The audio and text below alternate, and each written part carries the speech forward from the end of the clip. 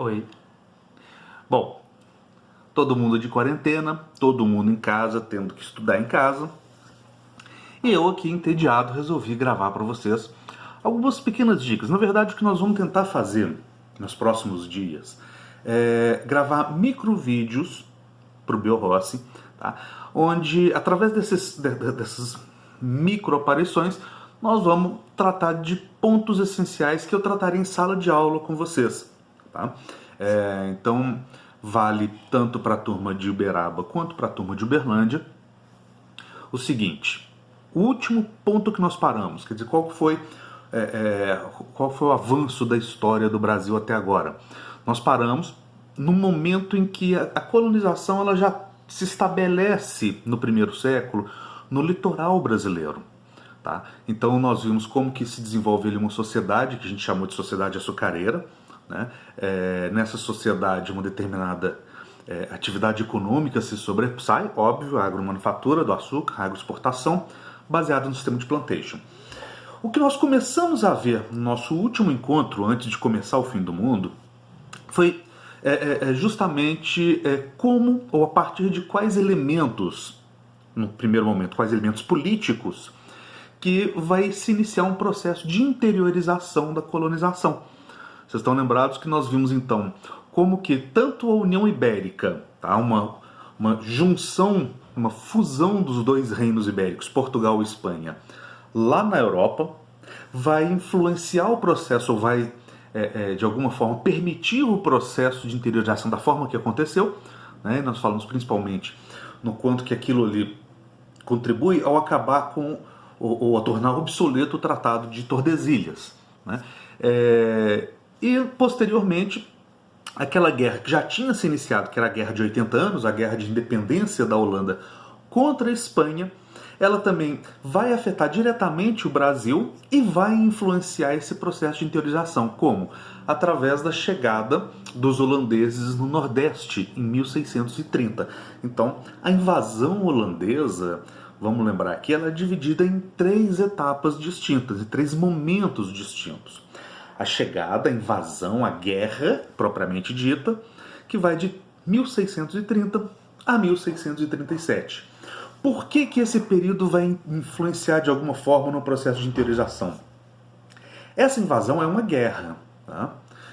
E como em qualquer guerra, você tem destruição, você tem morte, você tem violência. E essa violência, por um lado, vai estimular os povoados do litoral a migrarem mais para o interior em busca de segurança. Simultaneamente, os engenhos bombardeados vão estar um caos completo. E o resultado desse caos é que os escravos que estavam ali nas senzalas, cativos, vão aproveitar da confusão e vão vazar para o interior. Tá? Onde vão surgir, quer dizer, já existiam antes, né, mas vai aumentar o número e o tamanho dos quilombos. Tá? Então nós vimos, tá, nas 4 turmas, nas 2 de Uberaba e nas 2 de Uberlândia, nós vimos que esses quilombos, portanto, eles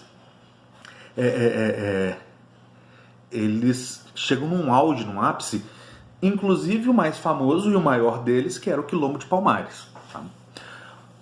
O segundo momento da presença dos holandeses no Nordeste brasileiro é o período que vai do fim da guerra, de 37 a 44. É um período de relativa estabilidade. Quando eu falo relativa, é porque, como eu já destaquei para vocês, o governo Maurício de Nassau ele mantém um estado permanente de guerra, então há uma estabilidade, mas há ao mesmo tempo um forte militarismo, uma forte ação, né, de interiorização de soldados em direção ao Maranhão, em direção ao Ceará e em direção ao Sergipe. Tá?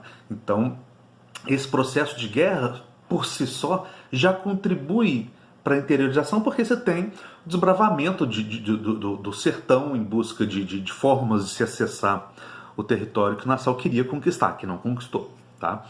Ao mesmo tempo, o governo de Nassau, né, durante esses 7 anos, ele vai investir fortemente na vinda de uma série hoje a gente chamaria de cientistas, na época não existia essa palavra, tá? Mas vem zoólogos, vem botânicos, vem geólogos, vem cartógrafos, que vão promover estudos a respeito do Brasil, e esses estudos vão ser amplamente divulgados na Europa. Esse conhecimento mais científico do interior brasileiro, obviamente, vai de alguma forma resultar em ação concreta. Tá? Então, quando um cartógrafo vai seguindo um rio, vai mapeando, isso aí depois vai ser utilizado por quem tem interesses políticos ou econômicos para penetrar no interior brasileiro.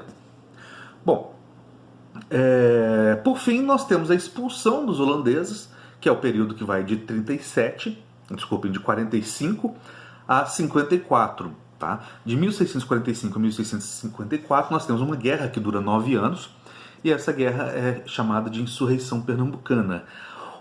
A relação da Insurreição Pernambucana com o processo de interiorização é basicamente a mesma daquela primeira fase. Quer dizer, você tem guerra, e a guerra leva a uma intensidade de violência no litoral que estimula tanto a população livre quanto a população cativa a buscar refúgio no interior. Ok? Bom, o que nós vamos ver nos próximos vídeos é justamente que, para além dessas motivações que a gente poderia dizer propriamente políticas, nós vamos ter motivações econômicas para a ocupação do interior do Brasil. Tá? E aí, nesse processo, e nós estamos agora no século XVII, nesse processo, 3 atividades econômicas se destacam. Quais são essas 3 atividades econômicas? A pecuária, que vai ser o tema do próximo vídeo, a conquista da Amazônia, tá? Que ela está relacionada principalmente às drogas do sertão, uma atividade que era administrada pelos jesuítas, pela Companhia de Jesus. E em terceiro, o sertanismo de contrato. Tá? O sertanismo de contrato, a gente vai ver daqui a alguns vídeos, está ligado ao que comumente a gente chama de entradas e bandeiras. Tá? Então, repetindo, pecuária, drogas do sertão e sertanismo de contrato. Tá?